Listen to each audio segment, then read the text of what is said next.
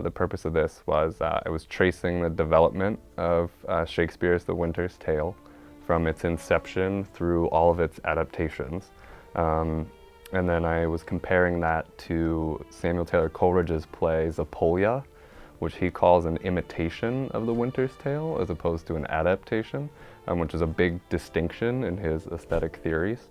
And so I did that to see how Zapolya really challenged the theatrical traditions at play in the 18th and early 19th centuries, and why that was a big deal that got overlooked, and how the failure of the play, because it was not a commercial success or a real aesthetic success either,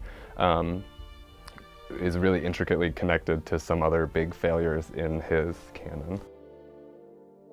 When I started the project, I was going in a very different direction of analysis.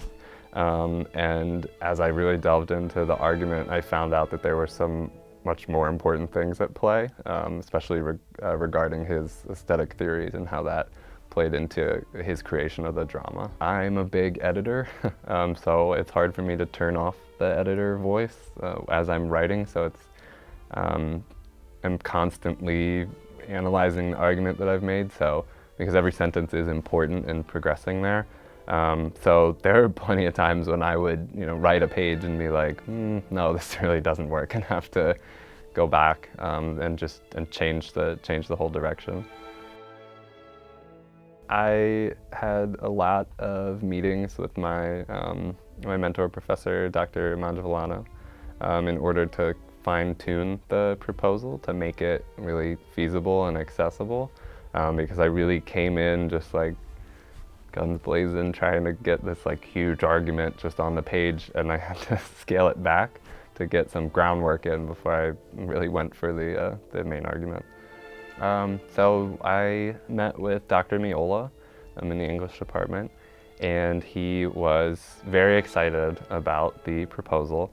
And he's sort of the one that gave me a lot of encouragement on it, but also cautioned me not to go too big, because it was something that, it's brand new research. People have not really been talking about this. So I had to lay the groundwork for a bigger claim that I want to make, which I'm hoping to continue and extend this into an honors thesis. Patience and diligence and communication are really key when you're doing the long game of research. So I've never written anything over 15 pages, and that was a big upper limit, but this is 30. And it's really difficult to sustain an argument over 30 pages because you can't lose track of the main point that you're trying to make. But as you go through the research process, you hit lots of tangents, and oftentimes those are very necessary things. It's background information. It plays into what you're trying to say, but you have to make sure that those are used as supplements and that they don't overwhelm the major argument, because if you just start going off on something and then bring it back, 8 pages later, but you haven't really tied it in, your reader doesn't stay, doesn't hold attention. Because the connection might be really there in your head the whole time you're reading it, but it's not going to come across to someone who hasn't spent, 50 hours staring at a screen on this one play. So for me, I think it's been a really good foundational lesson in doing big research. So taking a big problem, but making it into a very specific claim so that it can be something feasible, that you can actually argue it. And I would like to teach high school English, but I really enjoy research, so I think maybe down the road I could use some of these skills to get into a sort of professorship track, or just even do research on my own and kind of get into journals here and there. If anyone else is thinking about doing one of these, that I would totally encourage them to.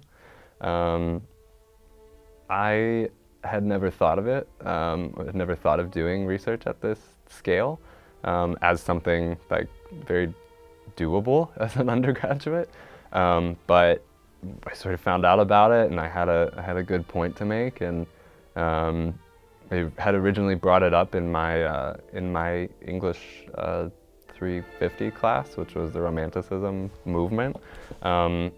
And it was cool because I got to talk to Dr. Mangiavellano about it and also other students. And I think it's a really cool way to get some little more like autonomy with the things that you study. So it really sets you up for more academic things down the road.